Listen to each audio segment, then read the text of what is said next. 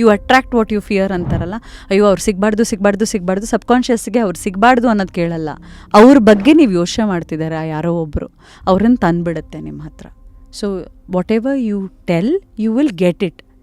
Negative ಆಗಿ ಹೇಳ್ತಿದ್ದೀರಾ positive ಆಗಿ ಹೇಳ್ತಿದ್ದೀರಾ ಗೊತ್ತಾಗಲ್ಲ ಸಬ್ಕಾನ್ಷಿಯಸ್ ಮೈಂಡಿಗೆ. It's just like a baby. You say don't hit, it will only hear hit. And you will see repeat patterns in kids that if you say don't hit they'll keep hitting because they hear only hit. They don't understand the don't there. Similarly, subconscious mind you can start saying only positive things. So it will absorb only that. ನಮ್ಮ ವೊಕ್ಯಾಬ್ಯುಲರಿನಲ್ಲೇ negative words ತೆಗೆದುಬಿಡಬೇಕು. ನನ್ನ ಡಿಕ್ಷನರಿನಲ್ಲೇ ಇಲ್ಲ ಅಂತಾರಲ್ಲ ಆ ಥರ ಆಗಲ್ಲ ಅನ್ನೋ ಯಾವುದೇ ಪದಗಳೂ ಬರ್ಕೊಡ್ದು ಅಫರ್ಮೇಷನಲ್ಲಿ ಬರ್ಕೊಡ್ದು. So ನಂದು ಹೆಲ್ತು ಸರಿ ಹೋಯ್ತು, no I am healthy. So ಹೀಗೆ ನಾವು ಹೇಳಕ್ಕೆ ಸ್ಟಾರ್ಟ್ ಮಾಡಬೇಕು, ನೆಗೆಟಿವ್ ವರ್ಡ್ಸ್ ಬೇಡ. ಫುಲ್ ವಿಡಿಯೋನ ನೋಡಿ ಆನ್ ರ್ಯಾಪಿಡ್ ರಾಶ್ಮೀಸ್ ಯೂಟ್ಯೂಬ್ ಚಾನಲ್.